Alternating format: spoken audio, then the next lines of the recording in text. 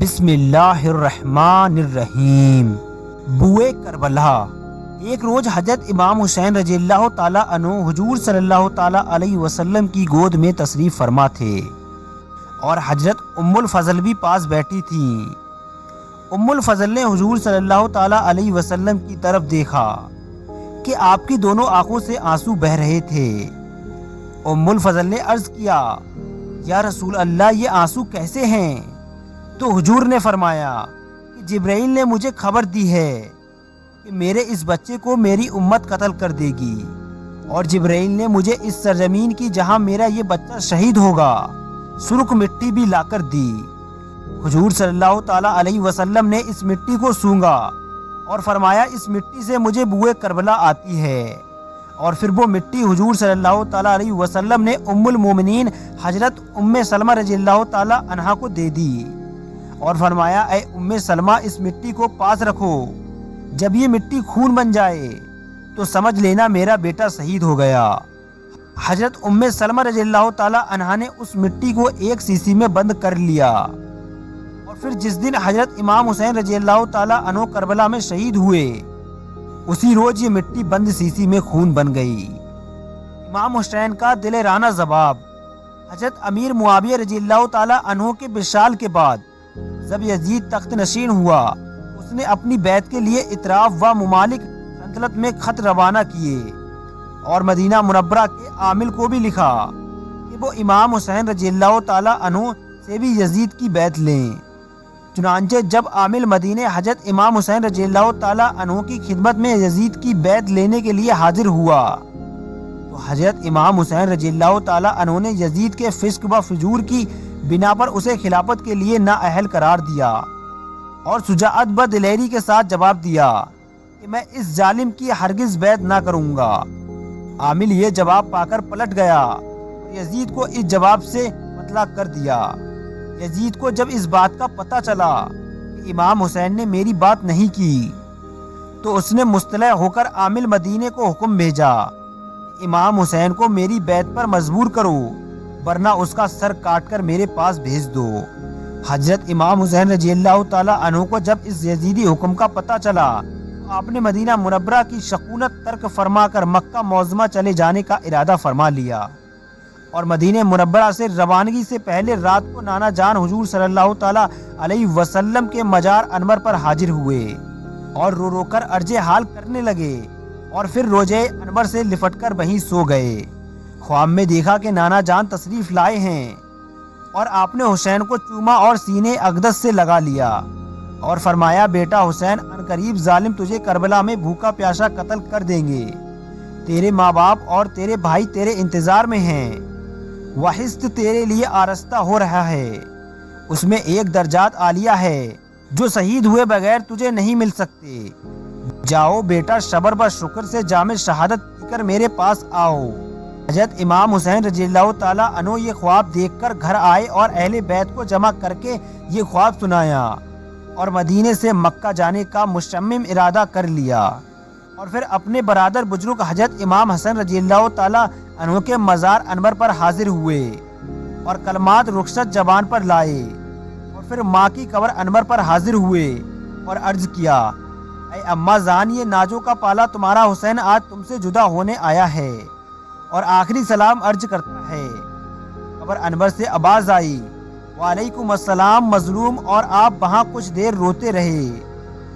اور پھر واپس تشریف لائے اور مکہ معظمہ جانے کی تیاری فرما کر مکہ معظمہ کو روانہ ہو گئے۔ کوفیوں کے خطوط۔ حضرت امیر معاویہ رضی اللہ تعالیٰ عنہ کی وفات کے بعد یزید تخت نشین ہوا تو اہل عراق کو جب معلوم ہوا کہ حضرت امام حسین رضی اللہ تعالیٰ عنہ نے یزید کی بیعت نہیں کی اور آپ مکہ معظمہ تشریف لے آئے تو انہوں نے متفق ہو کر امام رضی اللہ تعالیٰ عنہ کی خدمت میں خط بھیجنے شروع کیے، جس میں اس امر کا اظہار تھا کہ ہم اپنے جان و مال آپ پر قربان کر دیں گے، آپ یہاں کوفے میں تشریف لائیں، ہم آپ کی بیعت کر کے آپ کے حکم سے ظالموں سے مقابلہ کریں گے اور آپ کا برحال ساتھ دیں گے۔ اس طرف کے التجا ناموں اور درخواستوں کا سلسلہ بن گیا، تمام جماعتوں اور فرقوں کی طرف سے 150 کے قریب خطوط حضرت امام کی خدمت میں پہنچے۔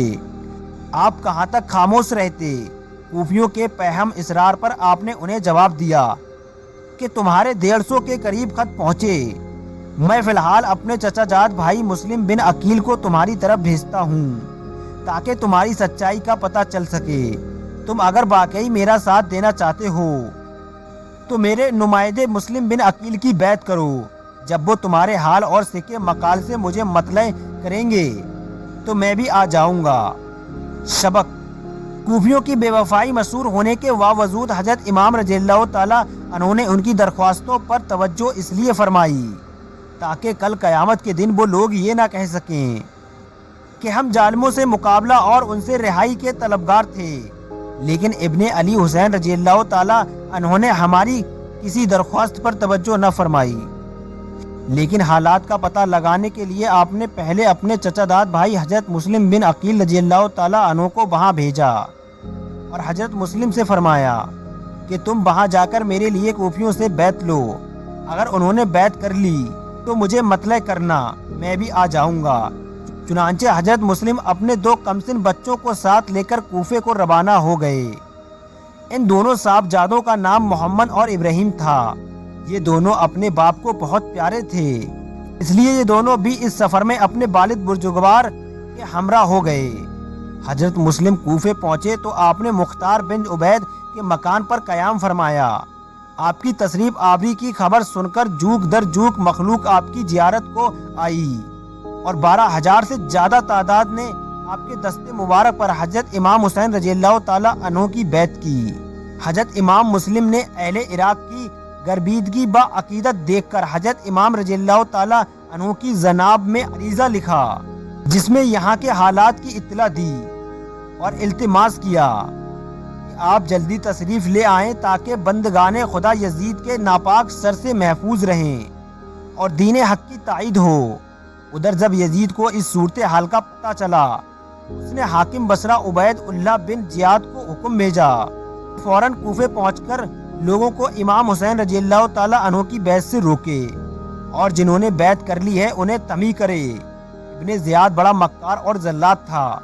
یہ ظالم جھٹ کوفے پہنچا اور اہل کوفے کو جمع کر کے یزید کا مخالفت سے ڈرایا، دھمکایا اور بڑے بڑے لالچ دے کر انہیں حمایت حسین سے روکا اور سب پر اپنا رعب و دبدبہ بٹھایا۔ حضرت امام مسلم یہ صورتحال دیکھ کر رات کو ہانی بن عربہ کے مکان میں تشریف لے گئے اور فرمایا، اے ہانی، میں یہاں غریب مسافر ہوں،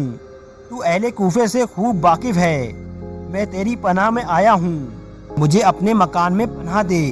ہانی نے قبول کیا اور ایک حجرہ اپنے گھر کا ان کے لیے خالی کر دیا۔ ابن زیاد کو پتہ چل گیا کہ مسلم کو ہانی نے پناہ دے رکھی ہے، چنانچہ اس نے اپنی فوج بھیج کر حضرت ہانی کو گرفتار کر لیا اور اس طرح کوفے کے دیگر رؤوسا با عمایت کو بھی قلعے میں نظر بند کر لیا۔ حضرت امام مسلم رضی اللہ تعالیٰ عنہ کو اس صورتحال کا پتہ چلا تو آپ کی رگ ہاشمی جوش میں آئی اور اپنے دونوں بچوں کو قاضی سرح کے گھر میں روانہ کر کے معبن محبان اہل بیت کو بلایا تو آپ کی ندا پر جوک در جوک آدمی آنے شروع ہوئے اور 40,000 کی جمعیت نے آپ کے ساتھ مل کر اشر شاہی کا احاطہ کر لیا اور ابن زیاد کو گھیر لیا۔ ابن زیاد اور اس کے ساتھی گرفتار ہو جاتے کہ ابن زیاد نے ایک چال چلی اور وہ یہ کہ اس نے کوفے کے جن بڑے بڑے آدمیوں کو قلعے میں نظر بند کر رکھا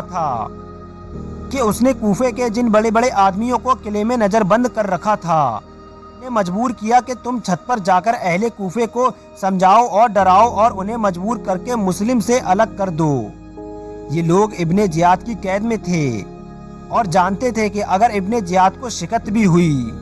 تو وہ قلعہ فتح ہونے تک ان کا خاتمہ کر دے گا۔ اس خوف سے وہ گھبرا اٹھے اور دیوار قلعے پر چڑھ کر چلائے کہ بھائیوں، مسلم کی حمایت تمہارے لیے خطرناک ہے، حکومت تمہاری دشمن ہو جائے گی، یزید تمہارے بچے بچے کو مروا ڈالے گا، تمہارے مال لٹوا دے گا، تمہاری جاگیریں اور مکان ضبط ہو جائیں گے، اور اگر تم امام مسلم رضی اللہ تعالیٰ عنہ کے ہی ساتھ رہے تو دیکھو ہم جو ابن زیاد کی قید میں ہیں قلعے کے اندر مارے جائیں گے۔ اپنے انجام پر نظر ڈالو، ہمارے حال پر رحم کرو اور اپنے گھروں کو چلے جاؤ۔ یہ ہیلا کامیاب رہا۔ اور حضرت امام مسلم رضی اللہ تعالیٰ عنہ کا لشکر منتصر ہونے لگا۔ شب بے وفائی پر اتر آئے اور حضرت امام مسلم کا ساتھ چھوڑنے لگے، حتیٰ کہ شام تک حضرت مسلم رضی اللہ تعالیٰ عنہ کے ساتھ صرف 500 کی تعداد رہ گئی،